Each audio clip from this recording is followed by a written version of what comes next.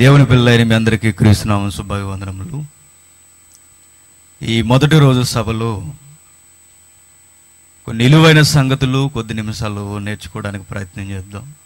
సుదీర్ఘమైన ప్రాంతం నుండి దేవుడు ఇక్కడికి తీసుకురావడం జరిగింది కనుక మీ సమయాన్ని దొంగిలించేవానిగా కాకుండా దేవుడిచ్చిన అమూల్యమైన ఈ గడియను చక్కగా ఆయనకు మహిమార్థంగా మనం మరణవీరుని ప్రాణత్యాగం, మరణపాత్రుల నిత్యజీవం. మరణవీరుడు అన్న పదం వాడని చూడండి. మరణం ముందు ఎవరు వీరులు గారా? కారనే చరిత్ర ఘోషిస్తుంది. నిండు యవనంలో తండ్రి యొక్క పాలనలో ప్రపంచాన్ని కైవసం చేసుకోవాలని కనీసం వివాహపు గడియలను కూడా చూడక మునిపే గుర్రాల మీద ప్రయాణం చేస్తూ సైనిక బలగాల్ని ఎంటబెట్టుకుని భయంకరమైన రాజ్యాన్ని జయించిన అలెగ్జాండర్ మరణం ముందు ఓడిపోయాడు. ఎన్నో ప్రాంతాలకి ఆయన వస్తున్నాడంటే భయం. ఎందుకంటే వారి యొక్క ఆయుష్ను లాక్కుంటాడు, వారి యొక్క ప్రాణాలని తుంగలో తొక్కుతాడు, ఆ దేశం యొక్క సంస్కృతిని తన ఎంట తీసుకెళ్ళిపోతాడు.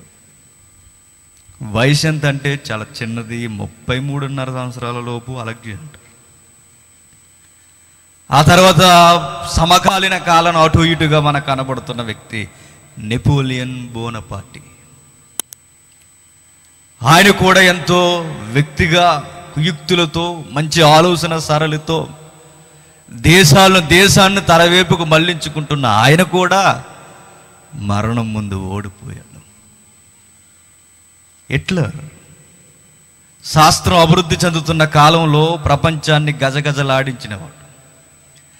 లక్షల మందిని తన ఆలోచన నెరవేర్చుకోవడానికి గర్భిణీ స్త్రీలను కూడా క్షమించకుండా గర్భంలో కత్తి పెట్టి పిల్ల బయటకు వచ్చేలా నరికి చంపి వాడు ఆలోచన నెరవేర్చుకోవడానికి దేశాల్ని నెత్తురుతో తడిపేశాడు. అతడు కూడా మరణం ముందు ఓడిపోయాడు. సుమారుగా ఈ ప్రముఖులైన వ్యక్తుల్ని సుమారుగా 4 నుండి 5 వరకు మనం చూడగలిగితే 350 సంవత్సరాలు సుమారుగా ఈ ప్రపంచాన్ని కకలావికలం చేశారండి.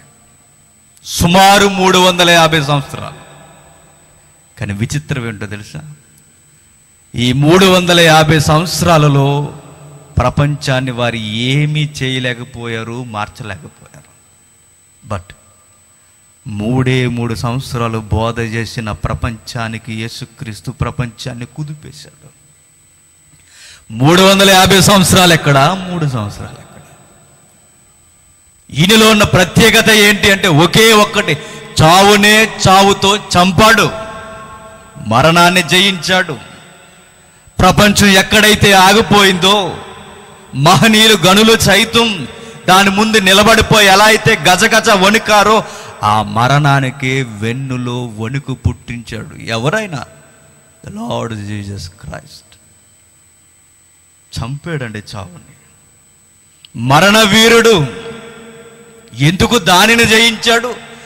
మనమంతా మరణానికి పాత్రులం గనక, బ్రతకడానికి అర్హత లేని వారం గనక, ఏ విధముగా చూసినా ఉదయం మొదలుకొని సాయంత్రం వరకు పాపంతోనే మన జీవితాన్ని గడుపుతున్నాం గనక పాపానికి తగిన మూల్యం మనం చెల్లించవలసిన బాధ్యత మనకుంది గనక ఏ కొలమానంలో చూసినా ఎవ్వడు ఈ ఆరిన నేల మీద బ్రతకడానికి అవకాశం లేనట్టు. అయినా బ్రతుకుతుంది ప్రపంచం, అయినా మనుగుడు సాగిస్తుంది రోజు రోజుకి. ఎందుకు? ఒక మరణ వీరుడు మనల్ని బ్రతికించడానికి ప్రాణత్యాగం చేశాడు. ప్రాణ స్నేహితులనే పదాలు వాడతారండి, చాలా చిరాకుగా ఉంటుంది ఆ పదం. అది ఎవడు ప్రాణ స్నేహితుడు? నీకోసం ప్రాణం పెడతాడా? బెస్ట్ ఫ్రెండ్ అని చెప్తారు చూసారా? ఆ బెస్ట్ ఫ్రెండే నేను లెక్కకుండా కొడతాడు ఏదో ఒక రోజు. దొంగ స్నేహాలు యువతులారా గమనించండి. మీరు బెస్ట్ ఫ్రెండ్స్ అని ఫీల్ అవుతారే, నీ ముఖ్య స్నేహితుడే నీ కొంప ముంచుతాడు. నేరం జరిగినప్పుడు ఎట్లా జరిగిందంటే వీడికి అన్యాయం అని దర్యాప్తులో తెలిస్తే అక్యూజ్డ్ వన్, A1 ముద్దాయి ఎవడవుతారో తెలుసా? The best friend. వాడేనండి నన్ను నిలువునా దోసేశాడు, వాడేనండి నా జీవితాన్ని తొక్కేశాడు. ఎవడండి ప్రాణ స్నేహితులు? పదం తెలియక పెట్టుకున్న సంబంధాలు అవన్నీ. ప్రాణ స్నేహితుడైనా, ప్రాణత్యాగం చేసిన వాడైనా ఒకడున్నాడు. 6 నెలల మీద బ్రతికి చరిత్రను మలుపు తిప్పిన వాడు. హిస్టారికల్ ఈవెంట్స్ ఎన్నో ఆయన జీవితంలో మనకు కనబడుతూ ఉంటాయి. ఆయనను గూర్చి నీకు అర్థమైతే ఈరోజు రాత్రి ఆ నిర్ణయాల్లోనికి, ఆయన ఆలోచనలోనికి నువ్వు తొంగు చూడగలిగితే నిజంగా నిద్ర పట్టదండి. మీకు విషయం చెప్తున్నా, ఏ విధముగా ఎవరికి ఈ చైర్లో కానీ, ఇక్కడ నిలబడ్డ నాకు కానీ, ఇక్కడ కూర్చున్న వారి ఎవరికి బ్రతికే అవకాశం లేదు లేదు లేదు. ఎందుకో చెప్పిన, నేను చాలా మంచోడినండి, నేను ఏ తప్పు చేయనండి అనకు. ఎవ్వడూ మంచోడు కాదు. అరే నేను నీతి క్రియలు జరిగిస్తానండి, లోకంలో ఎన్నో దాన ధర్మ కార్యక్రమాలు చేస్తాను, సోషలిజం అంటే నాకు బాగా ఇష్టం అండి అన్నా, ఎన్ని నీతి కార్యాలు జరిగించినా ఆయన వెలుగులోనికి, క్రీస్తు వెలుగులోనికి, దేవుని వెలుగులోనికి వెళితే ఆ నీతి క్రియలన్నీ ఎలా ఉంటాయో తెలుసా? మాసిన వస్త్రాలలా ఉంటాయి అన్నాడు యెషయా. అంటే మనం మంచి అనుకున్నది కూడా అది మనం బ్రతకడానికి అర్హత కాదన్నమాట. నన్ను అడిగితే మంచి అన్నది ఎప్పుడో మనుషులు చంపేశారంటే. ఏది మంచి? ఎప్పుడో అది ఆవిరైపోయింది. మరణ వీరుడు వస్తే గాని ప్రపంచానికి బ్రతుకు లేదు. అదే పదాన్ని పండితులైన ఎబ్రీలకు రాస్తూ ఎలాంటి పదాలతో గ్రంథకర్త సంధిస్తున్నాడు చూడండి. అందరూ బైబిల్ చూడాలి, చాలా ఇంపార్టెంట్ ఇది. ఎబ్రీలకు రాసిన పత్రిక, అపోస్తుడైన పౌలు ఎబ్రీలకు రాసిన పత్రిక 2వ అధ్యాయం 10వ వచనం నుండి, ఎవని నిమిత్తము సమస్తము ఉన్నవో, ఎవని వలన సమస్తము కలుగుచున్నవో, ఆయన అనేకులైన కుమారులను మహిమకు తెచ్చుచుండగా వారి రక్షణకర్తను శ్రమల ద్వారా సంపూర్ణంగా చేయుటకు ఆయనకు తగును. ఎవనంటున్నాడు చూసారా? ఎవని నిమిత్తము సమస్తము ఉన్నవో. ఎవని నిమిత్తము అంటే ఆ ఉన్న ఎవరు? ఆయన యేసుక్రీస్తు. సమస్తము అంటే కనిపిస్తున్న ఇసుకరేణువులు మొదలుకొని కనిపిస్తున్న నక్షత్రాల వరకు, కనిపిస్తున్న నక్షత్రాల మొదలుకొని విశ్వాన్ని ఆవరించిన అదృశ్య శక్తుల వరకు ప్రతిదీ కలిగి ఉన్నది ఏది ఆయన లేకుండా కలగలేదు. ఆ కలిగించడానికి మూల కారకుడైన ఆయన మరణానికి పాత్రులైన మనల్ని రక్షించడానికి, మనల్ని కాపాడడానికి ఆయన శ్రమల గుండా నడిచాడట. అర్థమవుతుందా? మనల్ని కాపాడడానికి, మనల్ని నిలబెట్టుకోవడానికి అనంత విశ్వాన్ని కలిగించిన ఆ మహనీయుడు ఈ భూమి మీదకి వచ్చి మనల్ని కాపాడాలనుకున్నాడు. ఏం తక్కువండి యేసుక్రీస్తుకి?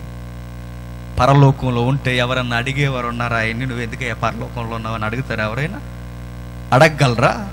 అర్హత ఉందా? నువ్వు పరలోకంలో సింహాసనం మీద ఎందుకు కూర్చున్నావు అని అడగగలరా ఎవరైనా? అడిగే అర్హత ఎవరికి లేదు. అయినా ఎందుకు ఈ మట్టి లోకానికి దిగొచ్చాడు? నీ కోసం, నా కోసం. నిత్య జీవం కలిగిన ఆయన, అమరత్వం కలిగిన ఆయన, వసింపశక్యం కాని, సమీపింపలేని తేజస్సులో ఉన్న ఆయన ఎందుకు ఈ మానవ దేహాన్ని ధరించుకుని ఈ భూమి మీదకి వచ్చాడు? నిన్ను నన్ను కాపాడడానికి. చాలామంది ఒక గుడ్డు క్వశ్చన్ అడుగుతారండి, పరిపక్వత ఉండదు ప్రశ్నలు అడిగే వారికి. మేము చనిపోమన్నావా యేసుక్రీస్తుని అని అడుగుతారు. మేమేమైనా అడిగామా యేసుక్రీస్తుని చనిపోమని? మరి అయ్యా, ఆయన చనిపోతే నువ్వు బ్రతకోరు అయ్యా. ఎట్లా చెప్పమంటారా? ఆ మధ్యకాలంలో రీసెంట్గా ఒక చిన్న పాపని మూకుమ్మడి సమూహం ఏం చేసింది? చెరిచేసింది. దేశమంతా ఏమని గగ్గోలు పెట్టింది? చంపేయండి, బ్రతకడానికి వీలు లేదు, ఆ నీచుల్ని ఉరిదీసేయండి, దేశం నిద్రపోతుందా, చట్టం ఆవిరైపోయిందా, ప్రధానులు ఏమైపోయారని నిలదీసి సామాన్యులు మొదలుకొని సామంతుల వరకు అందరినీ వారిని చంపేయమని అడిగారు. నేను అడుగుతున్నాను, ప్రత్యక్షంగా పాపం చేసిన వాడిని చంపేయాలని మన నీతి, మన స్వభావం మనకు తెలియజేస్తుంది కదా. మరి నువ్వు నేను దేవుని యొక్క దుష్టు కోణంలో చూస్తే దేవుడికి ఎలా ఉంటుందో తెలుసా? చంపేయాలనుకుంటాడు. నన్ను అడిగితే ఎవరు ఉదయకాలం వేళ పవిత్రమైన ఆలోచనతో లేచేవారు ఉంటారు? నిజంగా గుండెల మీద చేసి చెప్పండి, ఉండరు. పోనీ సాయంత్రం పడక మీదకి వెళ్ళేటప్పుడు ఏమైనా పవిత్రమైన ఆలోచనతో ఉంటారా? ఉండరు. అయినా దేవుడు కరుణిస్తున్నాడు. ఎందుకు? మళ్ళా ప్రేమిస్తున్నాడు. ఏ విధముగా చూసినా, ఎవరిని చూసినా అందరి జీవితాల్లో శిక్షింపబడవలసిన బ్రతుకులండి. నేను దొంగతనం చేయనండి అంటారు. నీకు దొంగ బుద్ధులు ఉన్నాయి చాలు, దొంగతనం చేయకపోయినా. అరే నేను వ్యభిచారం ఏమేం చేయలేదని, నీ చూపులు చాలు అయ్యా నువ్వు వ్యభిచారం అనడానికి. బాహ్యంగా ఏమి చేయనవసరం అవసరం లేదు. నువ్వు మానసికంగా బాగోకపోయినా దేవుని శిక్షకి అర్హులం. మనం చంపబడవలసిన వారు, చావవలసిన వారు, అయినా బ్రతికే ఉన్నాం. ఎందుకు? ఆయన దిగొచ్చాడు. ఏమంటున్నాడు చూడండి, కంటిన్యూ 2వ అధ్యాయం 14వ వచనం. ఇదిగో నేనును దేవుడు నాకు ఇచ్చిన పిల్లలను అనియు చెప్పుచున్నాడు. కాబట్టి ఆ పిల్లలు రక్త మాంసము గలవారైనందున ఆ ప్రకారమే మరణము యొక్క బలము గలవానిని, అనగా అపవాదిని మరణము ద్వారా నశింపచేయుటకు జీవితకాలమంతయు మరణ భయము చేత దాస్యముకు లోబడిన వారిని విడిపించుటకు ఆయన కూడా రక్త మాంసములలో పాలు వాడయను. మనమంతా దేనికి దాసులం అయిపోయాం? మరణానికంటే. నిజంగా మనిషికి మరణం అంటే చాలా భయం. నలుగురిలో ఉన్నప్పుడు గొప్పలు చెబుతారు, కానీ ఒంటరిగా ఉన్నప్పుడు చలిజారం వచ్చి చచ్చిపోతాడని చెప్పండి, గజ వణిగిపోతారు. అట్లా ఎందుకు? పూర్వం ఈ చిత్రాలు చూస్తున్నప్పుడు, పూర్వం సినిమాలు బ్లాక్ అండ్ వైట్ టైంలో కొంచెం కలర్ టచ్ అయినప్పుడు, ఇప్పుడు చూడకండి, పూర్వం చూసినే చెప్తున్నా, ఇప్పుడు కానీ చూస్తారు. మనకు అర్థమయ్యేది ఎక్కువ, అపార్థం ఎక్కువ. పూర్వం సినిమాల్లో రచయితలు ఏం జీవించేవారో తెలుసా? ఉదయం లేచిన వెంటనే భార్య ఉదయం లేచిన వెంటనే భర్త వైపు అలా చూసి అప్పుడు ఎలా అనుకుంటుందండి. ఇక్కడ దాని అర్థం ఏంటి? ఇది ఉండాలంటే ఆయన ఉండాలి, ఆయన ఉన్నాడో లేదో, శ్వాస ఆడుతుందో లేదో శ్వాస చూసుకుంటుంది అన్నమాట లేచిన వెంటనే. అప్పుడు ఎలా అనుకుంటుంది అనమాట, మరణం అంటే భయం. ఇదిగో అమ్మాయి ఆఫీస్కి వెళుతున్నాను అన్నాడు అనుకోండి, అట్లా అనకూడదండి. మీరు వెళుతున్నాను కాదు, చెప్పండి వెళ్ళొస్తున్నాను అనాలి అంటుంది. ఆ మాట నిజమైపోతే అట్నుంచి మీరు అలా పోతే ఎట్లా? ఎక్కడ పోతాడు? కనబడకుండా పోతే, చచ్చిపోతే పైన ఎవరో ఉంటారు అడేమని. అది నిజమైపోతే, అందుకే వద్దండి మీరు ఆ మాట అనకండి. వెళుతున్నాను ఎప్పుడు అనకండి. మీరు అలా అన్నారంటే మీ వెనక నేను వస్తాను అంటది. మీరు ఎక్కడుంటే నేను కూడా అక్కడే అంటది. నిజానికి ఎవరు రారులేండి. అలా అనకండి, వెళ్ళొస్తాను అనాలి అంటే వచ్చేస్తాడా నిజంగా? అంటే చావంటే మనిషికి భయం. ఏ విధముగా మనిషి చావు ముందు గజ వణిగిపోతాడండి. కోట్ల రూపాయలు సంపాదించిన వాడైనా, అందలాల మీద నిద్రపోతున్న వాడైనా, గొప్ప గొప్ప పరుపుల మీద నిద్రపోతున్న వాడైనా ఒకరోజు మట్టి గోతును చూసేసరికి గజ వణకాల్సిందే. ఎంతో ప్రేమించిన కుటుంబానికి కొండంత ధైర్యంగా నిలబడిన యజమానుడు కూడా ఇదే నీకు లాస్ట్ డే అనగానే తెలియకుండానే కళ్ళంట నీళ్లు గారిపోతుంటాయి. భార్యను చూసేసరికి ఏదో తెలియని దూరం, పిల్లలను చూసేసరికి కనబడన్న ఆందోళన, ఇవన్నీ చూసేసరికి నిలువెత్తు ఆ పెద్ద మనిషి కూడా గుక్కబెట్టి ఏడ్చేస్తాడండి. ఎందుకు? ఇక లేదు, లైఫ్ అయిపోతుంది అని. చావంటే భయం మనిషికి. ఎంత భయం అంటే మీరు గమనించండి జాగ్రత్తగా. దారిన పోతున్నప్పుడు ఏదైనా యాక్సిడెంట్ జరిగింది అనుకోండి, ఒక ఆవు చచ్చిపోయింది అనుకోండి, ధైర్యంగా వెళ్ళిపోతుంటామండి.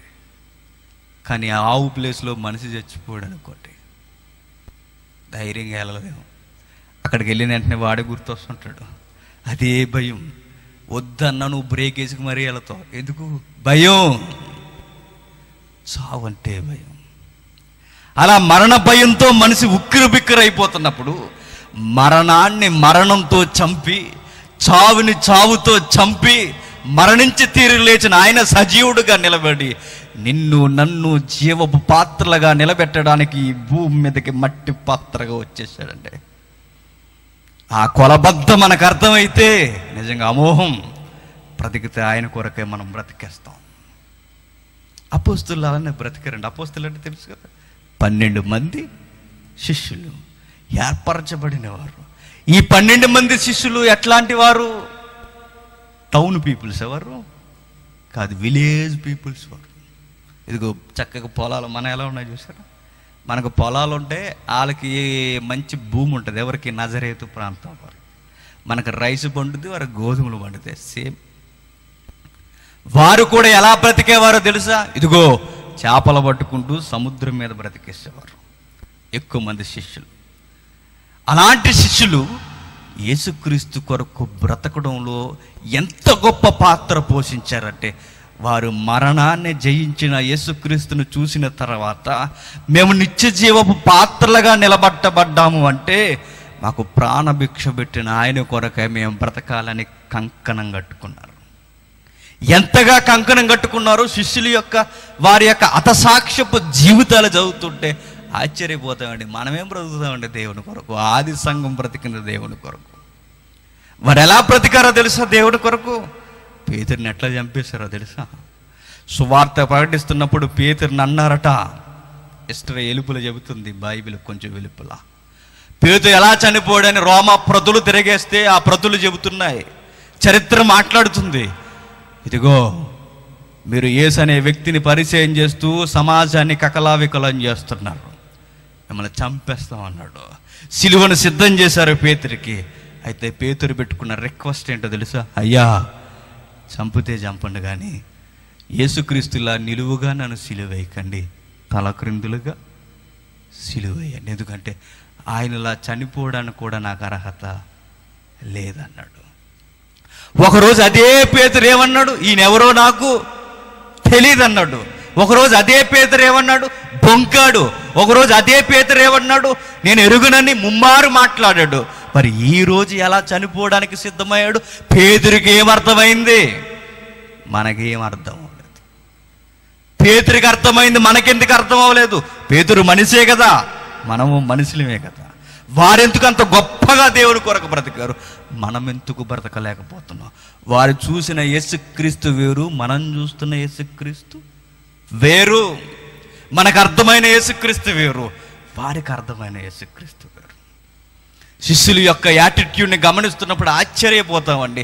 ఎందుకు పనికిరారనుకుని ఈ గలిలయ యువకులు ఈరోజు ప్రపంచాన్ని ఆయన ముందు కూర్చోబెట్టారు. ఈరోజు నిన్ను నన్ను కూడా ఎట్లా బ్రతికారు వారు? వారికి ఏమర్థమైంది? వారి మాటల భావజాలాన్ని ధ్యానిస్తున్నప్పుడు చాలా విచిత్రమైన ధోరణి కనబడుతుంటుందండి. ఒకరోజు బెస్ట్ ఫ్రెండ్గా పిలువబడ్డాడు. ఎవరికో తెలుసా? యేసుక్రీస్తుకి. ఎవరా వ్యక్తి? జీకే పెట్టి చెప్పండి. చెప్పిన 1000 రూపాయలు ఇస్తా. చెప్పండి.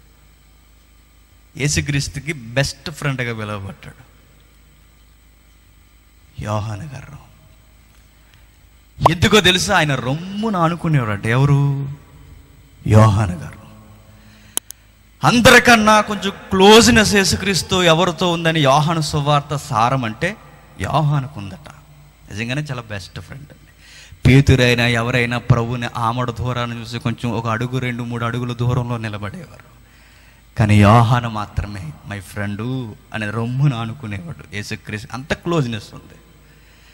కానీ విచిత్రమైన భాషను వాడుతున్న ఆ యోహాను సువార్త సారాన్ని అలా పట్టుకుని వెళుతున్నప్పుడు ఆ యోహాన్ని తీసుకెళ్ళి ఎక్కడ పడేశారో తెలుసా? పద్మాసు దీపంలో పడేశారండి. దీపం అంటే ఏంటో తెలుసా? చుట్టూ నీరుండేదాన్ని దీపం అంటారు. దీపకల్పం అంటే ఏంటో తెలుసా? 3 వైపులు నీరుండి ఒకవైపు ఆరిన నేలు ఉన్నదాన్ని దీపకల్పం అంటారు. మన ఇండియా ఏంటి? జీకే బాగా తెలుసు అనమాట. దీపకల్పం. శ్రీలంక ఉందే దీపం. దీపం అన్నది అండమాన దీవులు అంటారు చూసారా? అవి దీపాలు, అవి చుట్టూ నీరే ఉంటుంది, మధ్యన ఆరే నేల ఉంటుంది. పద్మాసు దీపం, దాన్ని పద్మాసు లంక అంటారు వాడుక భాషలో. తీసుకెళ్ళి అక్కడ పడేశారండి ఆయన్ని. ఎలా పడేశారని హిస్టరీ చెబుతుందో తెలుసా? అంతకుముందు యోహానుకి చెప్పారు, ఇదిగో నువ్వు గాస్పల్ చెప్పావంటే నేను చంపుతామయ్యా అన్నారు. చనిపోయినా పర్లేదండి, గాస్పల్ చెప్పకుండా నేను ఉండలేను అన్నట్టు. తీసుకెళ్ళి యోహాన్ని ఏం చేశారో తెలుసా? మరుగుతున్న నూనెలో పడేశారు, అయినా చావలేదు. ఎన్నో చిత్రహింసలు పెట్టారు, అయినా చావలేదు. చివరికి డిసైడ్ అయ్యారు, ఈ పట్టణానికి ఎలుపులకు తీసుకెళ్ళి ఆ దీవులో పడండి అయ్యా. అది పద్మాసు దీపం. తీసుకెళ్ళి పద్మాసు దీపంలో పడవేసిన తర్వాత పరలోకపు దర్శనాన్ని చూస్తున్నాడండి ఈయన. ఎవరు? యోహాను గారు. యోహాను గారు అంటే ఏదో అనుకోకండి, యోహాను ప్రేమించినట్టే నిన్ను నన్ను ప్రేమిస్తున్నాడు దేవుడు. పేతురుని ప్రేమించినట్టే నిన్ను నన్ను ప్రేమిస్తున్నాడు. ఆయన ప్రేమలో పక్షపాతం లేదు. ఎవరైతే యథార్థమైన హృదయం కలిగి ఉంటారో వారిని ఎక్కువగా ఆయన ప్రేమిస్తాడు. బెస్ట్ ఎగ్జాంపుల్ చెప్పనా? ఎవరు బెస్ట్ ఫ్రెండ్ యేసుక్రీస్తుకి టూకీగా మాట్లాడుకుంటే? యోహాను గారు. కానీ పరలోక రాజ్యపు తాళాలు ఎవరికి ఇచ్చారు? ఎందుకు? అదే యేసుక్రీస్తు అంటే. నాకు నచ్చాడు కదా అని ఇచ్చాడు ఆయన. యోహాను చూసి ఎవరైతే ఓపెన్ మైండ్తో ఉన్నారో, ఎవరైతే విశాల దృక్పథంతో ఉన్నారో వారిని ఆయన స్వీకరించి బాధ్యతలు అప్పగిస్తాడండి.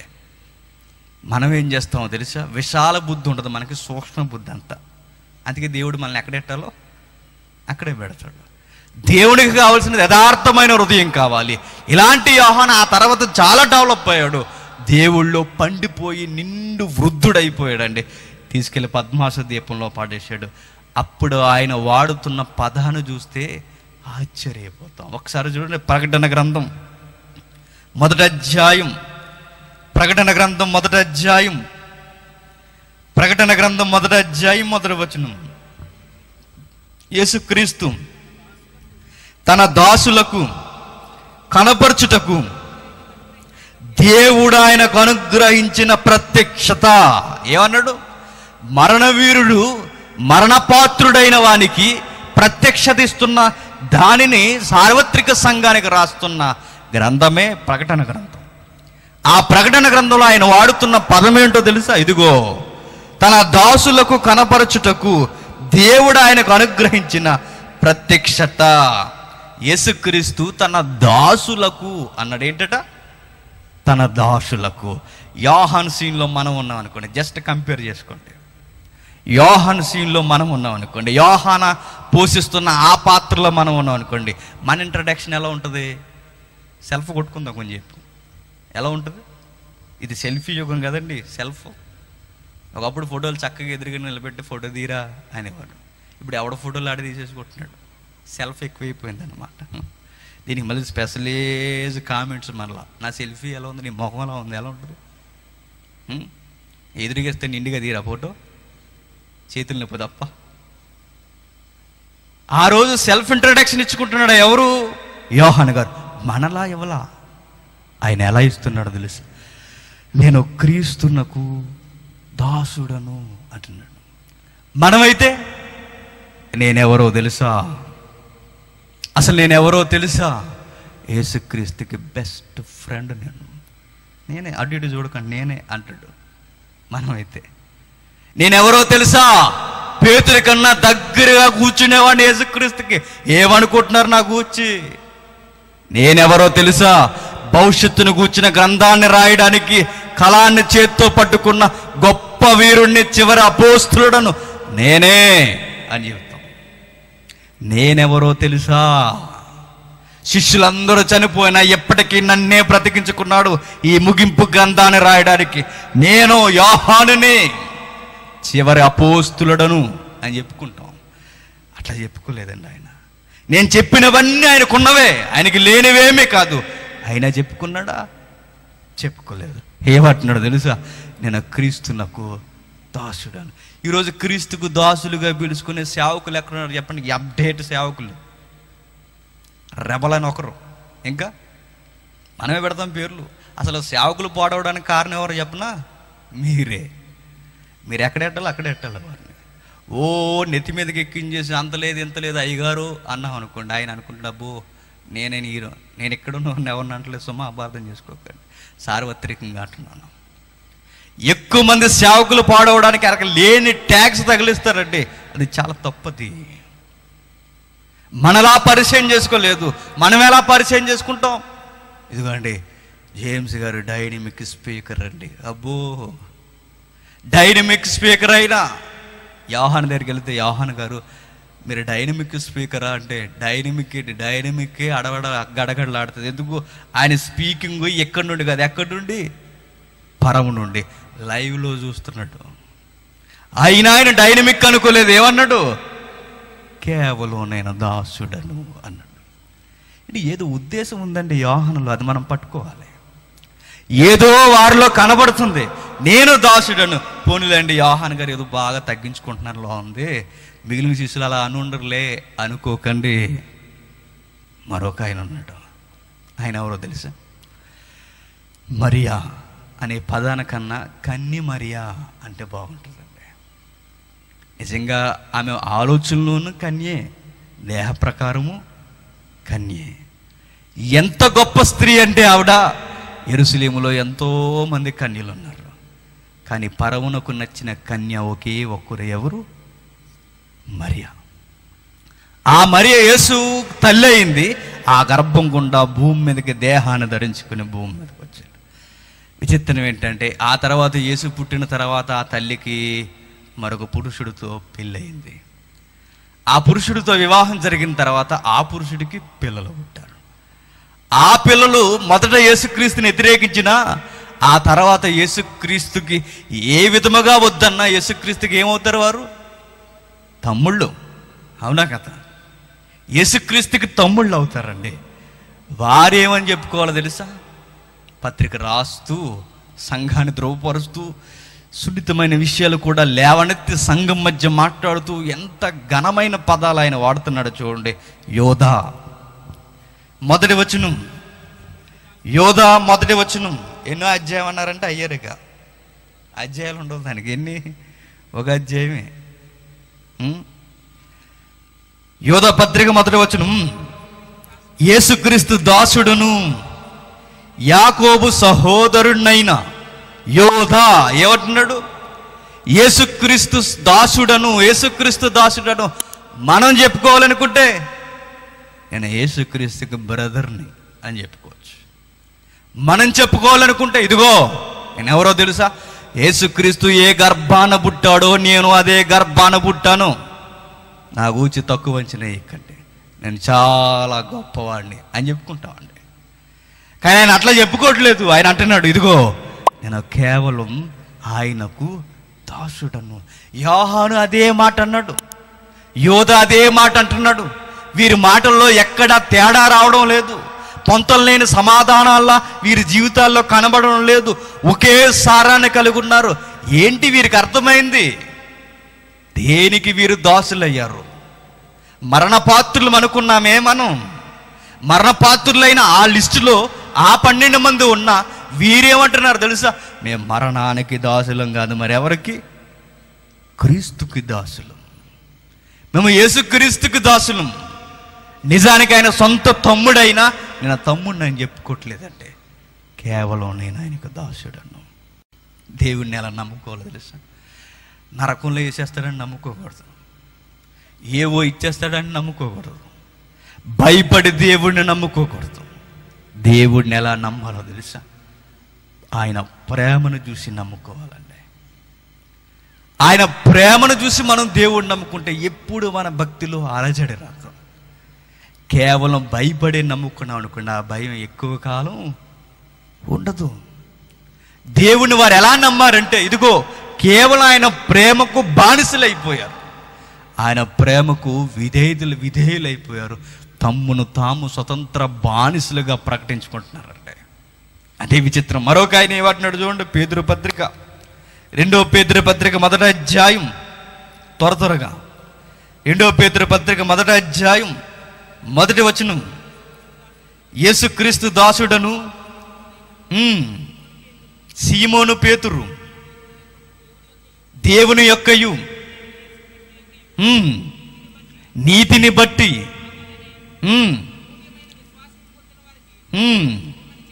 శుభమని చెప్పి రాయినది. ఆయన ఏమని వాపోతున్నాడు చూడండి.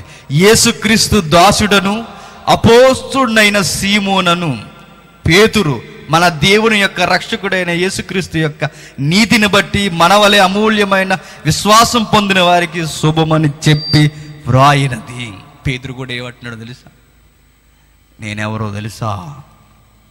ఎవరికి ఏమీ దక్కలేనప్పుడు నాకు మాత్రమే పరలోకపు రాజ్యపు తాళాలు కలిగిన వ్యక్తిని నేను అన్నడా?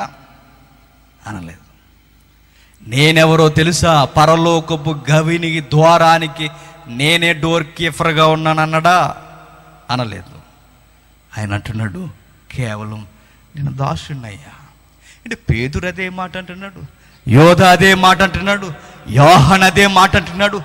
ఈ అపోస్తుల్ని ఎవరిని కదిపినా, ఆది సంఘాన్ని ఎవరిని కదిపినా వారి నోటంట వస్తున్న మాట ఒకే ఒక్కటే, మేము యేసుక్రీస్తుకి దాసులం. మనం ఎవరికి దాసులం? స్త్రీలైతే సీరియల్స్కి దాసులు, పురుషులైతే రకరకాల వాటికి దాసులు, ధనానికి దాసులు, లోకానికి దాసులు, ఇంకా చెప్పలేనివి సిగ్గుపడవలసినవి ఎన్నో వాటికి మనం దాసులమండి. అపోస్తులు గర్వంగా చెప్పుకుంటున్నారు, మేము క్రీస్తుకి దాసులం, క్రీస్తుకి మేము స్వతంత్రమైన దాసులు అని ఎలుగెత్తి చెప్పుకుంటున్నారు. మనం చెప్పుకోగలమయ్యి. యేసుక్రీస్తుకి దాసుడన్న పదం ఎంత గొప్పదో తెలుసా? దాసుడి నోటంటే వచ్చే మాటకు అర్థం ఏంటో తెలుసా? ఒకే ఒక్క మాట. దాసుడు యజమాని వైపు చూసి అంటాడు, ప్రభువా నా చిత్తం సిద్ధించుగాక కాదు, నీ చిత్తమే. అది దాసత్వం అంటే. మనం నిజంగా యేసుక్రీస్తుకి దాసులమైతే ఎవ్రీడే మనలో జరగాల్సిందేంటో తెలుసా? మన చిత్తం నెరవేరకూడదు, మన ఆశలన్నీ చచ్చిపోవాలండి. నిజంగా దేవుని కొరకు బ్రతకడం అంటే ఇలా వచ్చి కూర్చుని వెళ్ళిపోవడం కాదు. దేవుని కోసం బ్రతకడం అంటే రోజు ఆయన కొరకు మానసికంగాను శారీరకంగాను నిన్ను నువ్వు చంపేసుకోవాలి. దేవుని కొరకు బ్రతకడం అంటే ఒక గంట 2 గంటలు బైబిల్ బట్టి కూర్చుని వెళ్ళిపోవడం కాదు.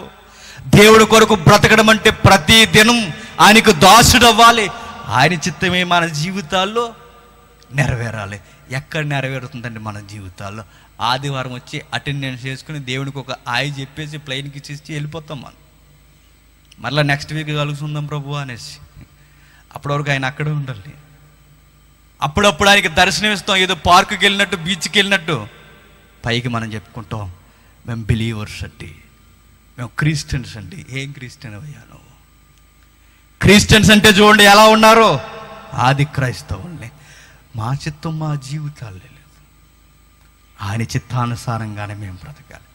ఏ పేతురికి లేదా సంసార జీవితం? చాలామంది ఒక డొక్కు సామెత చెబుతారండి, బ్రతకాలనుకుంటాం కదండి, కుటుంబంలో కొన్ని ఉంటాయి కదండి అంటారు. బతకాలనుకుంటున్నామండి, కుటుంబంలో కొన్ని అడ్డొస్తాయి కదండి, సంసారం, పిల్లలు, ఇంక ఎక్సెట్రా, బరువులు, బాధ్యతలు.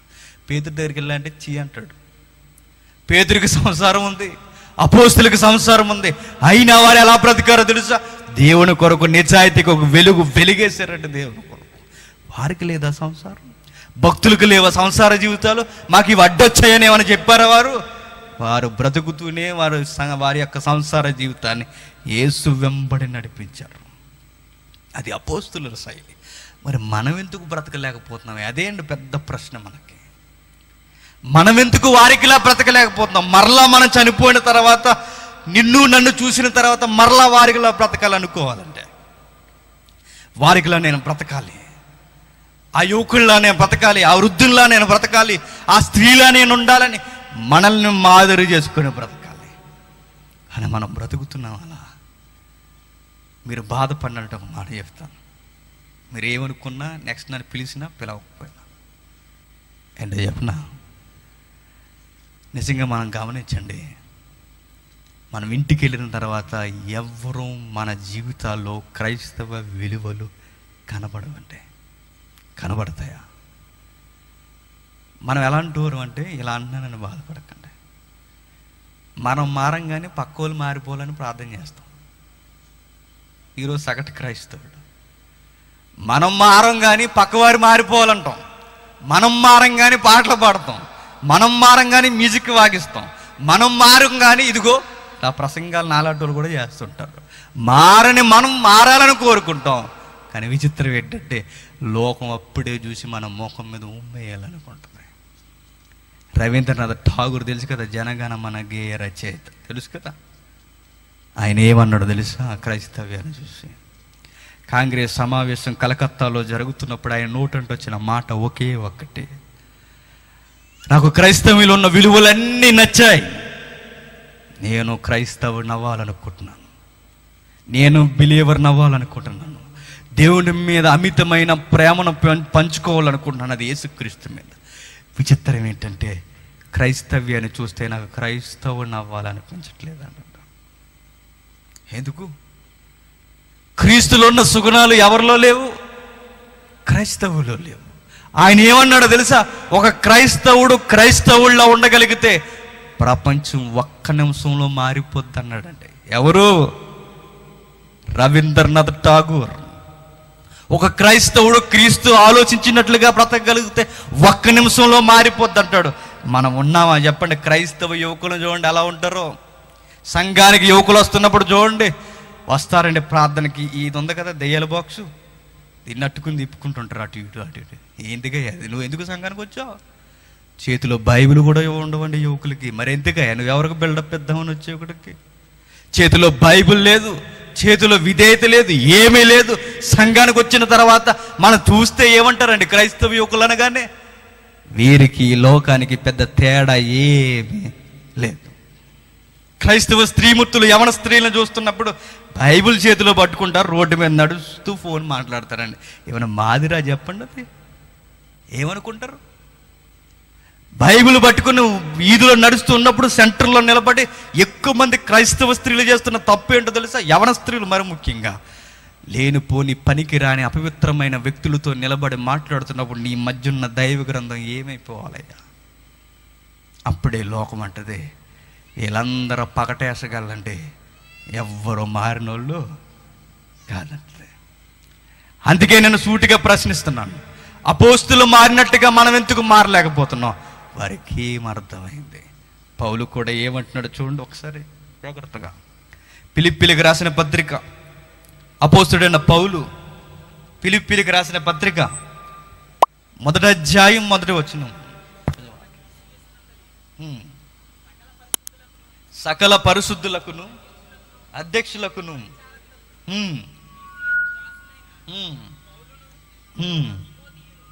తిమోతియును శుభమని చెప్పిరు. ఆయనది ఏమంటున్నాడు? ఆయన క్రీస్తు యేసునకు దాసులైన పౌలును తిమోతియును, ఇదిగో నేను కూడా ఏంటో తెలుసా?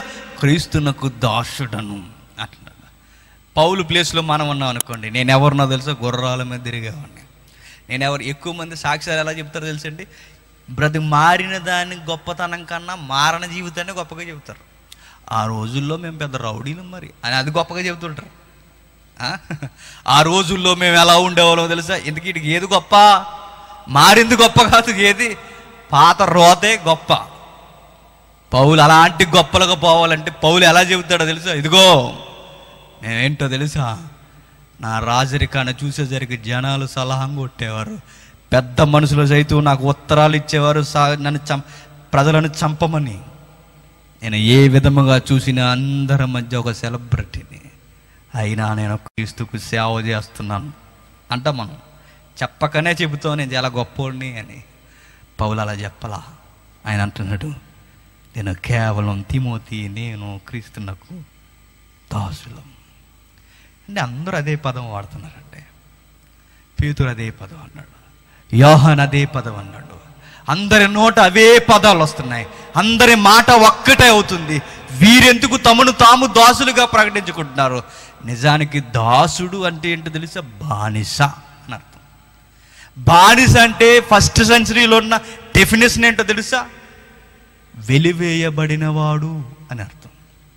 సమాజంలో తృణీకరింపబడిన వారిని బానిసలు చేసేవారు. సమాజంలో ఎందుకు పనికిరాని వారిని బానిసలుగా ఎంచేవారు. బానిసలుగా నీచులుగా చూస్తున్న ఆ కాలంలో వీరు గర్వంగా దేని గురించి చెప్పుకుంటున్నారో తెలుసా? మేము బానిసలం అంటున్నారు. అపోస్తుల్ని ఎవరిని చూసినా ఆ రోజుల్లో బానిసలు అంటే ఎవరో తెలుసా? దొంగతనాలు చేసిన వారు, దేశద్రోహాలు చేసిన వారు, ఇదిగో కోటను కొల్లగొట్టిన వాడు, దేశ సమాచారాన్ని పక్కనకు అందించిన వాడు, ఏ విధముగా వేరొకరి చేత దోషపడిన వాడు, వారికి బానిసలైన వారిని వీరినే దాసులుగా పిలుస్తారు.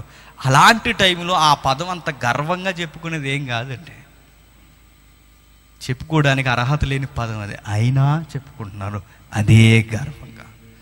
అపోస్తులు అంటే అలాంటి వాళ్ళు ఒక మాట చెప్పనివ్వండి, మరి ఎలాంటి వారో తెలుసా?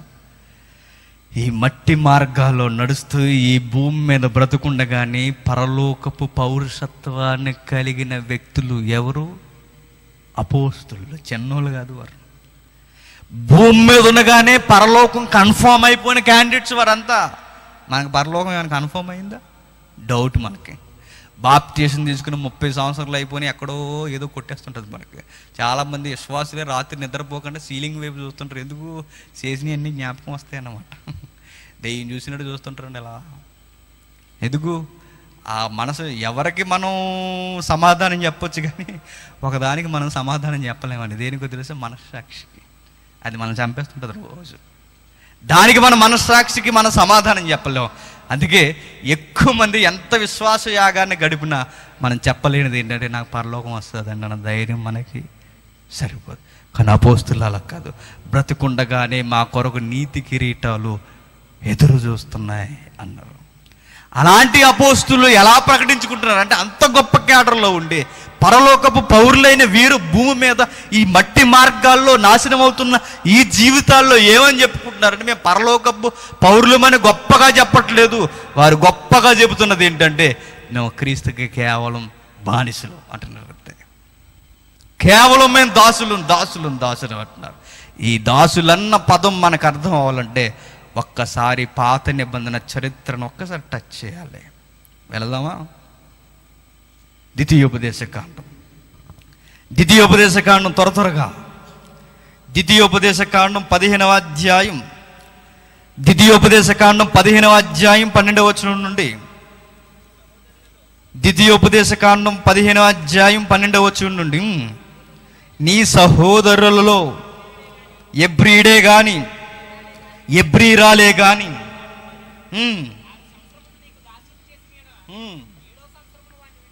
ఏడవ సంవత్సరమున వాడిని విడిపించి నీ యొద్ద నుండి వాడిని పంపివేయని సందర్భం ఏంటో తెలుసా?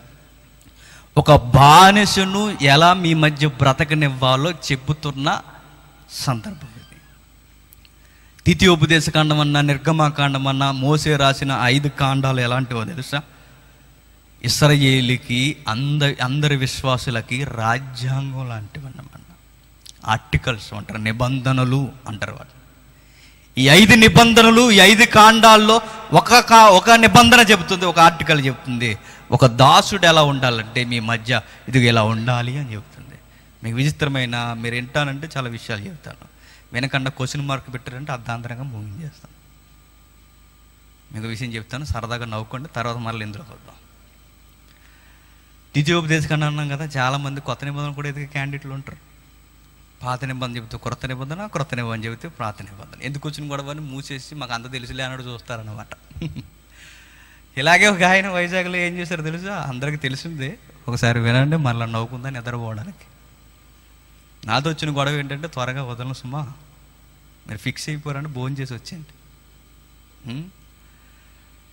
రేపు ఉదయం రాకపోయినా ఒక విషయం గుర్తుపెట్టుకోండి, దేవుడు మిమ్మల్ని లెక్క అడుగుతాడు. వైజాగ్లో ఒక పెద్ద ఆయన ఉన్నాడు, ప్రెసిడెంట్ గారు. ప్రెసిడెంట్లు ఎవరు ఉంటారు సంఘానికి? బాగున్నవాళ్ళు కదా, అందరూ ఉంటారు. ప్రెసిడెంట్లు గుడిసెలో ఉన్న వాళ్ళు ప్రెసిడెంట్లు పెడతారా?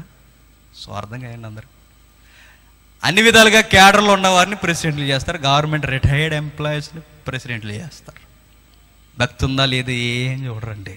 ఒక పెద్ద ఆయన సంఘంలో నిలబెడుతున్నామంటే ఆ పెద్ద ఆయన భక్తి ఉన్నవాడైతేనే పాత్ర ఇవ్వాలి. కానీ విచిత్రం ఏంటంటే, వైజాగ్లో ఆయనకి ప్రెసిడెంట్ పోస్ట్ ఇచ్చేశారు. ఇండియన్ ప్రెసిడెంట్ కాదు సుమా, సంఘ ప్రెసిడెంట్. ఆ ప్రెసిడెంట్గా ఆయన ఉన్నప్పుడు ఒకరోజు వాళ్ళ మనవరాలు సండే స్కూల్కి వెళ్తే సండే స్కూల్ టీచర్ అడిగింది అన్నమాట, చాలా సీరియస్గా అడిగింది. ఇదిగో అమ్మాయి, ఎరుకో గోళ్ళు ఎందుకు కూలిపోయి చెప్పు అని అడిగింది సండే స్కూల్ టీచరు.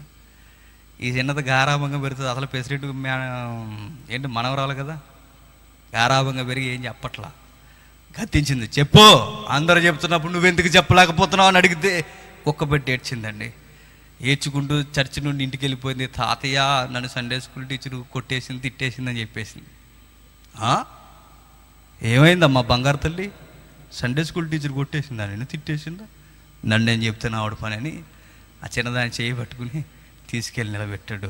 సంఘంలో నిలబడి అడుగుతున్నాడు, ఏమ్మా పెద్దమ్మ, చిన్నపిల్లల మీదేనా నీ రుబాబు? ఏమనుకుంటున్నావు? ఈ చిన్నదానికి ఏం తెలుసు, ఎందుకు దాన్ని అలా ఏడిపించో, ఏమైందని అడిగాడు. ఏం లేదు పెద్ద అయినా, అందరు పిల్లలు చక్కగా చెబుతున్నారు ఎరుకోగా వాళ్ళు ఎందుకు కూలిపోయాయి అంటే, ఈ చిన్నది మాత్రం చెప్పట్లేదు మీ మనవరాలు. అదే అడిగాను, గద్దించాను. ఏమడిగావమ్మా? ఎరుకోగా వాళ్ళు ఎందుకు కూలిపోయి అడిగానండి అన్నారు. అప్పుడు ఈయన అంటున్నాడు, బాగా వినండి, దానికి ఏం తెలిస్తే అమ్మ ఎరుకోగా వాళ్ళ కోసం, నాకు చెప్పపోయేవా, సంఘంలో బోల్ డబ్బు ఉంది కట్టించేది నువ్వు అన్నాడు. చూసారా, అయ్యగారికి ఎరుకోగోళ్ళు అంటే ఇటు తెలియవన్నమాట. ఇలాంటి వాళ్ళు కూడా సంఘానికి ప్రెసిడెంట్. ఇది ఎందుకు చెప్పానంటే, ద్వితీయోపదేశకాండం ఎందుకుందో మనలో చాలామందికి తెలియదు. 5 కాండాలు ఏంటో మనకు తెలియదు. 5 కాండాలు రాజ్యాంగం అయితే మిగిలిన ప్రవక్తల గ్రంథాలన్నీ సెక్షన్స్ అన్నమాట, ఐపీసీ అన్నమాట. ఏ సెక్షన్ పుట్టుకు రావాలన్నా రాజ్యాంగాన్ని బేస్ చేసుకుని పుట్టుకు రావాలి. అలాంటి రాజ్యాంగంలో ఒక జీవో ఉంది. ఆ జీవో ఏంటంటే దాసులను గూర్చి. నన్ను అడిగితే ఏ దాసుడిని ఇంత బాగా చూడమని ఏ సమకాలీన గ్రంథాలు ఇన్ని రాయితీలు ఇవ్వలేదండి, ఈ ద్వితీయోపదేశకాండం తప్ప. మీరు ఎప్పటికీ స్టిల్ చూడండి, ఎప్పటికీ బానిసరకం జరుగుతుంది. ఎప్పటికీ సోదరులు గల్ఫ్ కంట్రీకి పోయి దాసత్వమే కదా చేసేది. ఎప్పటికీ గల్ఫ్ దేశాలకు పోయి చేసేది ఏంటి? వారి కొన్ని అగ్రిమెంట్ ప్రకారం అమ్మబడతాం మనం, కొన్ని సంస్థలు ఉంటాం. వాళ్ళు ఏమైనా కుదురుగా వండేస్తారు అనుకుంటున్నారా? చాలామంది స్త్రీలు ఇక్కడ నుండి కష్టపడడానికి అక్కడ పోయి కష్టాలు తీర్చుకోవడానికి మరలా ఇక్కడ ఉన్న వాళ్ళని పోషించాలనుకుంటారు. వాళ్ళు ఎంత కష్టపడతారో తెలిసండి తల్లులు. కనీసం వాళ్ళు నిద్రపోవడానికి నిద్ర కూడా ఉండదండి. కరెక్ట్గా వాళ్ళు అన్నం తిని పడుకోవాలంటే 2-2:30 అవుద్ది నైటు. ఆ దొన్నలో టయానికి తిను ఎవరు? ఆ గల్ఫ్ ప్రజలు 12:30కి 12 గంటలకి ఆ టైంకి వంటలో వార్పులు వారికి. ఆ టయానికి తిన్న తర్వాత వాళ్ళు కరెక్ట్గా 2 ఇంచుమించు 2 అవుతుందండి అందరికీ. మరలా వాళ్ళు ఎన్నింటికి లేస్తారు తెలుసా? 4ంటికి లేస్తారు. మరలా 4ంటికి లేచి ఉక్కిరి బిక్కిరిలాడుతూ మరలా వారికి ఉదయం టిఫిన్ రెడీ చేసి, మరలా మధ్యాహ్నం భోజనం రెడీ చేసి, మరలా ఇదిగో తింటున్నాం అనగానే సాయంత్రం 4 అవుద్ది. మరలా సాయంత్రం 4 అవుతుంది అనగానే మరలా సాయంత్రం ఇందు కార్యక్రమాలు స్టార్ట్ చేయాలి. మరలా అవి స్టార్ట్ చేసిన తర్వాత మరలా మిడ్ నైట్ భోజనాలు స్టార్ట్ అవుతాయి, అవి రెడీ చేయాలి. ఇక రంజాన్ లాంటి కార్యక్రమాలు వచ్చేయండి, పాపం తల్లికి నిద్రే ఉండదండి. అయితే మనం ఏం చేస్తున్నాం తెలుసా? అలా అంత కష్టపడి ఇక్కడికి డబ్బులు పంపిస్తే ఈడేం చేస్తాడు? ఇక్కడికి వచ్చి కాలు రెగరేసేసి పైపచ్చికి ఎత్తేసేసి 7 సీసాలు. ఆవిడ కష్టం తెలిస్తే ఎవడు తాగడండి. ఆవిడ కష్టం తెలిస్తే ఎవరు ఊరకే రూపాయి ఖర్చు పెట్టలేరు. వారు కష్టపడుతున్న కష్టాన్ని చూస్తే ఆ కష్టంలో ఆమె యొక్క ప్రేమ త్యాగం నీకు కనబడితే ఖర్చు చేయలేవయ్యా. అవన్నీ దాచేసుకుని చాలా స్టైల్గా మనతో మాట్లాడతారు, బాగున్నారా అనేసి. కానీ వెనకాల చాలా కష్టాలు ఉంటాయి పాపం. ఎక్కడ చూడండి దాసుల్ని ఏ యజమానులు స్వతంత్రంగా ఉంచరు, సుఖపడినెవరు. కానీ బైబిల్ ఈ సందర్భం చెప్తుంది, దాసుల్ని మీరు కష్టపెట్టకండి అన్నది. ఈ సందర్భం ఏ దాసుడి కొరకు అంతగా ఏ దేవుడు చొరవ తీసుకోలేదండి. అంటే దాసత్వాన్ని దేవుడు ఎంకరేజ్ చేస్తున్నాడా అన్న క్వశ్చన్ రావచ్చు మీకు సామాజిక దృక్కోణంలో. అంటే దాసత్వాన్ని దేవుడు ఎంకరేజ్ చేశాడా? మరి ఎందుకు ఈ జీవో పెట్టాడు? దాసులను కూడా దేవుడు చేసుకోమన్నాడా? అంతేకాదు, ఏదో నేర్పుతున్నాడు దేవుడు మనకి, ఏదో మనకు తెలియజేయబోతున్నాడు. పాత నిబంధన అంతా పౌలేమన్నాడు తెలుసు, అది బాల శిక్ష అన్నాడు. పాత నిబంధన అంట ఆలైతే, క్రొత్త నిబంధన ఏంటో తెలుసా? అక్షరాల కూర్పు, పదాల కూర్పు. అది నీకు అర్థం అవ్వాలంటే అక్షరాలు తెలియాలి ఖచ్చితంగా. అందుకే పాత నిబంధన అంతా అక్షర భావాలైతే, పాత నిబంధన అంతా బాలశిక్ష అయితే, ఆ బాలశిక్షలు ఏదో మనకు నేర్పించబోతున్నాడండి. అదే చెప్తున్నాడు దాసత్వంలో. ఆ దాసత్వంలో మనకు నేర్పిస్తున్నది ఏంటో తెలుసా? ఇదిగో ఒక దాసుడిని మీరు ఎలా చూడాలంటే, ఆ దాసుడు స్వతంత్రంగా మీతో ఉండాలనుకోవాలి. అదే చెప్తున్నాడు చూడండి, 15వ అధ్యాయం 12వ వచనం నుండి, నీ సహోదరులు ఎబ్రీడే కానీ ఎబ్రీరాలే కానీ నీకు అమ్మబడిన 6 సంవత్సరములు నీకు దాస్యం చేసిన 7వ సంవత్సరమున వాడిని విడిపించి నీ యొద్ద నుండి పంపివేయవలను. అయితే వాడిని విడిపించి నీ యొద్ద నుండి పంపివేయినప్పుడు నువ్వు వట్టి చేతులతో వాడిని పంపివేయకూడదు. నువ్వు ఐగుప్తిలో దాసుడివై ఉన్నప్పుడు నీ దేవుడైన యెహోవాని విమోచించిన జ్ఞాపకం చేసుకుని నీ మందలోను నీ ద్రాక్ష గానుగులు కొంత అవశ్యముగా వానికి ఇయ్యవలెను. దేవుడైన యెహోవా నిన్ను ఆశీర్వదించి నీకు అనుగ్రహించిన దానిలో కొంత వానికి ఇయ్యవలను. ఆ హేతువు చేత నేను ఈ సంగతి నీకు ఆజ్ఞాపించి ఉన్నాను. అయితే నీ యొద్దకు వానికి మేలు కలిగినందున నిన్నును నీ ఇంటి వారిని నేను ప్రేమించుచున్నాను గనుక నేను నీ యొద్ద నుండి వెళ్ళిపోనని అతడు నీతో చెప్పిన ఎడల ఏమంటున్నాడు? ఇన్ని రాయితీలు, ఇన్ని విలువలు నీ నుండి ఫలములు వాడు పొందుతున్నప్పుడు వాడు దాసుడిగా ఫీల్ అవడు. ఎలా ఫీల్ అవుతాడు? ప్రేమతో స్వతంత్రంగా వస్తాడు. అయ్యా, నీ దగ్గర నుండి నన్ను పంపించొద్దయ్యా, నీతోనే నేను ఉంటాను. అపోస్తులకు అదే అర్థమైంది. వారెందుకు తమను తాము దాసులుగా ప్రకటించుకున్నారో తెలుసా? ఆయన ప్రేమ గొలుసులకు వారు బానిసలయ్యారు. ఇక్కడ ఒక దాసుడు ఎలా రావాలి అంటే ఆ ప్రేమకు వాడు బానిసగా తనను తాను నీకు అప్పగించుకోవాలనుకుంటున్నాడు. ఎందుకు దాసత్వం కోసం మాట్లాడుతున్నాడు పాత నిబంధనలు అంటే, క్రొత్త నిబంధనకు వచ్చేసరికి ఏమన్నాడు తెలుసా? ఇదిగో మీరంతా పాపానికి దాసులు అన్నాడు. ఈ పాపానికి దాసులు అన్నది మనకు అర్థం అవ్వాలంటే పాత నిబంధనలో ఏమర్థం అవ్వాలో తెలుసా? ఇదిగో దాసత్వం కోసం అర్థం కావాలి. ఆ దాసత్వం ఎలా ఉంటుందో మనకు తెలిస్తే క్రొత్త నిబంధనకు వచ్చేసరికి దాసుడు దేనికయ్యా మేము దాసులం అంటే మనమంతా పాపానికి దాసులం. పాపానికి తగిన జీతం ఏంటి చెప్పండి? మరణం. అందుకే మనమంతా ఎవరు? మరణపాత్రులు. మనమంతా చావలసిన వారు. మనం పాపానికి దాసులు కనుక మనం చనిపోవాలండి. కానీ యేసుక్రీస్తు మనం విడిపించడానికి వచ్చాడు. మన ముందుకు వచ్చాడు. మన మీదకి వచ్చి ఆయన ఏమన్నాడు తెలుసా? ఇదిగో నువ్వు పాపానికి దాసుడు కదా, నీ పాపానికి జీతం నేను కడతానయ్యా అన్నాడు. నీ పాపానికి జీతం నేను చెల్లిస్తానన్నాడు. మన పాపాల కొరకు ఆయన బలైపోయాడు. మన పాపాల కొరకు ఆయన రక్తంగా చేశాడండి. ఒక ఎగ్జాంపుల్ చెప్తాను, మీరు జాగ్రత్తగా వినండి. ఒక వ్యక్తిని ఉరిదీసి చంపేశారు కదా. భారత శిక్షాస్మృతిలో వ్యక్తుల్ని ఉరిదీసి చంపుతున్నప్పుడు ఏ వ్యక్తిని చంపాలన్నా ఆరోగ్యంగా ఆనందంగా ఉన్నప్పుడే చంపాలనుకుంటారు. వాడు అనారోగ్యంతో ఉన్నారనుకోండి, చట్ట ప్రకారం చంపడానికి రూల్ లేదండి. అయితే నిజానికి వాడు ఎంత ఆరోగ్యంగా ఉన్నా మానసికంగా దెబ్బతింటాడండి. ఎలాంటి ఖైదీ అయినా, ఎంత కరుడు కట్టిన వాడైనా. యాకూబ్ మెమెన్ తెలుసు కదా, తెలుసా? యాకూబ్ మెమెన్ అంటే పాకిస్తాన్తో చేతులు కలిపి ముంబై దాడుల్లో పెద్ద పాత్ర పోషించినవాడు యాకూబ్ మెమెన్. ఆ యాకూబ్ మెమెన్ అనేవారిని ఏం చేశాడు? ఎప్పుడో 32, 33 సంవత్సరాల ఆ టైంలో పాకిస్తాన్తో డబ్బుల కొరకు చేతులు కలిపి దేశద్రోహం కేసు వేసుకుని జైల్లో పాడవేయబడ్డాడు. జడ్జిమెంట్ వచ్చే సమయానికి ఆయనకి వయసు ఎంత వచ్చిందో తెలుసా? 65 సంవత్సరాల దగ్గర వచ్చేసిందండి. సుమారు 60 సంవత్సరాలు పైబడి వచ్చిన తర్వాత అప్పుడు ఎప్పుడో పిల్లలు చిన్నగా ఉన్నప్పుడు జైలుకు పోయాడు. ఆ పిల్ల పెళ్ళిడికి వచ్చేసింది. ఆ తర్వాత రోజు ఆయనకి పుట్టినరోజు. మరికొన్ని వారం రోజుల్లో తన గారాల కూతురికి పెళ్ళి. ఆ టైంలో ఆయనకి జడ్జిమెంట్ వచ్చింది. పుట్టినరోజు నాడు 7 గంటలకు కరెక్ట్గా ఆయన ఉరిదీసండి అన్నారు. కూతురు వచ్చింది, నాన్న నాకు పెళ్ళి నిశ్చయమైంది అని. జడ్జిమెంట్ కూడా వచ్చింది, ఇతను రేపే చంపేయండి. తెల్లవారితే ఆయన పుట్టినరోజు, వారం తిరిగితే తన కూతురు పెళ్ళి. ఆయన క్షమాభిక్ష పత్రిక రాసుకున్నాడండి, ఉత్తరం. సుప్రీంకోర్టు మెట్టులు దొక్కింది, ప్రధానమంత్రి ముంగిటికి వెళ్ళింది, రాష్ట్రపతిని కోరింది. ఎవరి దగ్గరికి తిరిగిన దేశద్రోహం కేసు కనుక ఈ వ్యక్తి బ్రతకడానికి వీల్లేదు, చంపేయండి అన్నారు. అప్పటికి వయసు ఎంత ఆయనకి?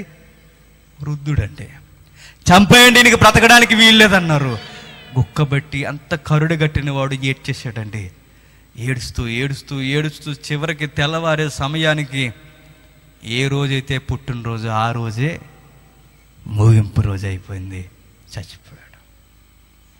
కూతురు పెళ్ళిని చూడలేకపోయాడు, వృద్ధుడిగా మరణించాడు. అందరూ కొంచెం అయ్యో అనుకున్నారండి. అలాంటి టైంలో ఒక వ్యక్తి వచ్చి, ఇదిగో యాకోబు మెమెన్ ప్లేస్లో నన్ను చంపండి, యాకోబు మెమెన్ చనిపోయాడంటే సుప్రీంకోర్టు ముందు నేను చనిపోతాను, యాకోబు మెమెన్ శిక్షను నేను అనుభవిస్తాను, అతన్ని విడుదల చేయండి, నన్ను చంపండి అని త్యాగం చేసి ఒక వ్యక్తి, ఆ వ్యక్తి ప్లేస్లో ఈ వ్యక్తి చనిపోయాడు అనుకోండి, యాకోబు మెమెన్ మర్చిపోతాడా? జీవితాంతం మర్చిపోలేడు. అతడు పెట్టిన ప్రాణ భిక్ష. ఇది యథార్థమైన సంఘటన అయితే దీనికన్నా యథార్థమైన పచ్చి నిజం ఏంటో తెలుసా? యాకోబు మెమెన్ కన్నా దారుణంగా చావాల్సిన ఎవరో తెలుసా? నువ్వు నేను. మన ప్లేస్లో ఎవరు చనిపోయారో తెలుసా? యేసుక్రీస్తు. నిన్ను నన్ను బ్రతికించడానికి, మరణానికి తగిన వారైన మనల్ని బ్రతికించడానికి మనల్ని పక్కకి తోసేశాడు. మన పాపమంతా ఆయన భుజాల మీద వేసేసుకున్నాడు. నన్ను చంపేయండి అన్నాడు. దేవుని ఉగ్రతకి ఆయన బలైపోయాడండి. చాలామంది పిచ్చి ప్రశ్న అడుగుతారు. రక్త ప్రోక్షణ అవసరమా అండి? రక్తం కారాలా అండి? నరబలి అవసరమా అండి అని అడుగుతారండి. అది చాలా తప్పుడు ప్రశ్న. అది ఎట్లాగా చెప్పనా? ఒక మనిషి తప్పు చేస్తే ఇది దేశద్రోహం కేసు అని సెక్షన్ బనాయించి సార్ షీట్ సిద్ధం చేసి జడ్జిమెంట్కి తీసుకెళ్ళి జడ్జిమెంట్ ఇచ్చి చంపేస్తున్నామే మనం దేశద్రోహం కేసు వేసి. అది అందరికీ న్యాయం అనిపిస్తుంది?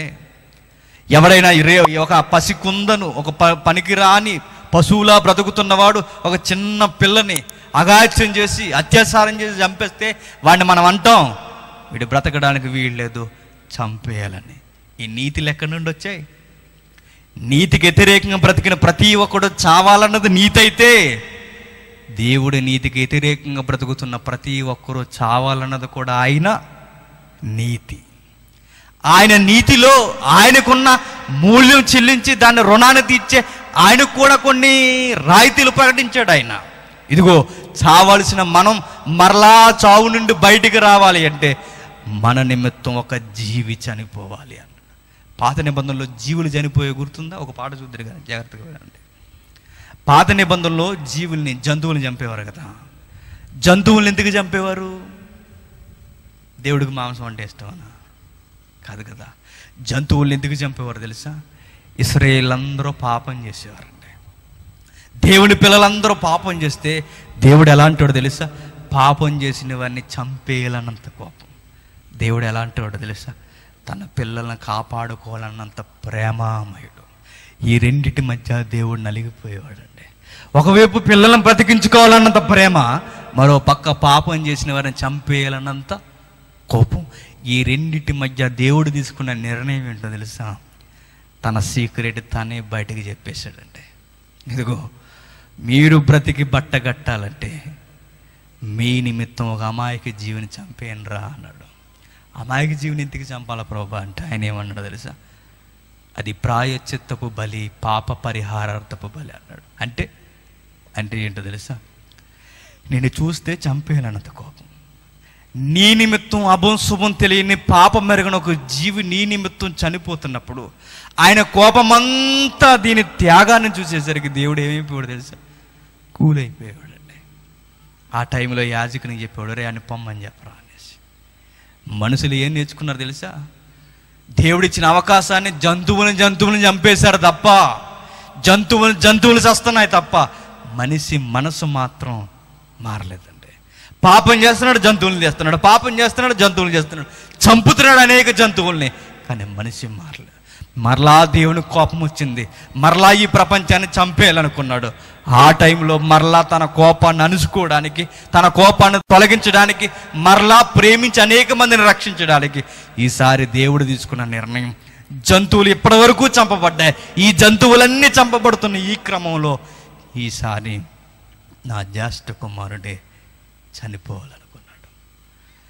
యేసుక్రీస్తుని చూసి ప్రపంచాన్ని క్షమించేస్తున్నాడండి. ఈరోజు ఎందుకు ఇలా కూర్చున్నామో తెలుసా? ఆ రోజు జంతువులు ఉంటే ఇశ్రాయేలు బ్రతికారు. ఈరోజు ప్రపంచం ఎందుకు బ్రతుకుతుందంటే యేసుక్రీస్తు ఉన్నాడు కనుక బ్రతుకుతున్నారు. దేవుడు యేసుక్రీస్తు వైపు చూసేసరికి యేసుక్రీస్తు త్యాగాన్ని చూసి ప్రపంచాన్ని క్షమిస్తున్నాడు. ఆయన త్యాగాన్ని చూసి ప్రపంచాన్ని క్షమిస్తున్నాడు. మనం ఏమనుకుంటాం తెలుసా? మనం మంచోళ్ళం అనుకుంటాం. దేవుడు చూసిన కొలమానంలో చూస్తే ఆయన శిక్షాస్మృతి ప్రకారం, ఆయన చట్ట ప్రకారం ఎవరైనా ఆయన ముందు చావలసిన వారు. ఆయనే రాయితీని ప్రకటించాడు. మన పాపాలకి శిక్షగా, మన పాపాలకి ఇరుగుడుగా ఆయన కుమారుడు చనిపోయాడు. ఆయన రక్షింపబడ్డాడు. అందుకే అపోస్తుడైన పౌలు ఒక మంచి మాట అంటున్నాడు. పాటకు ముందు ఒక రిఫరెన్స్ చూద్దాం. అపోస్తుడైన పౌలు కొరింథీ సంఘానికి పత్రిక రాస్తూ ఆయన ఏమన్నా మాటను వాడుతున్నాడో చూడండి. కొరింథీకి రాసిన 2వ పత్రిక 5వ అధ్యాయం, కొరింథీకి రాసిన 2వ పత్రిక 5వ అధ్యాయం 21వ వచనం, 21వ వచనం. కావున దేవుడు మేము క్రీస్తుకు రాయబారులమై దేవునితో సమాధాన పడుడని క్రీస్తు పక్షముగా మిమ్మును బతిమాలు కొనుచున్నాను. ఎందుకనగా మనమాయన యందు దేవుని నీతి అగునట్లు పాపమెరుగని ఆయనను మన కొరకు పాపముగా చేశాను. ఆ పదం అర్థమైతే అమోహం, ఆ పదం అర్థమైతే మన జీవితంలో ఊరకే మన కొరకు బ్రతకలేమండి. ఏమంటున్నాడు చూడండి, 5:21. ఎందుకనగా మనం ఆయన యందు దేవుని నీతి అగునట్లు పాపమెరుగని ఆయనను మన కోసం పాపముగా చేశాను. ఎవరు పాపం ఎరగని వారు? యేసుక్రీస్తు. పాపాత్ములు ఎవరు? మనం. దొంగలెవరు? మనం. దోచుకుని వారెవరు? మనం. వ్యభిచారులు ఎవరు? మనం. మత్సరం కలిగిన వారెవరు? మనమే. ఏ విధముగా చూసినా పాపాలకు అర్హులం ఎవరు? మనమే. మనల్ని నీతిమంతులు చేయడానికి ఆయన ఏమయ్యాడట? పాపాత్ముడైపోయాడట. ఆయన పాపం చేసి పాపాత్ముడు అవ్వలేదు. ఆయన మీద ఏమైంది? పాపం మోపబడింది. పాపం ఎప్పుడైతే మోపబడిందో, పాపం మోపబడిన ఆయన మన నిమిత్తం పాపాత్ముడుగా తీర్చబడ్డాడు. అంటే ఎట్లానో తెలుసా?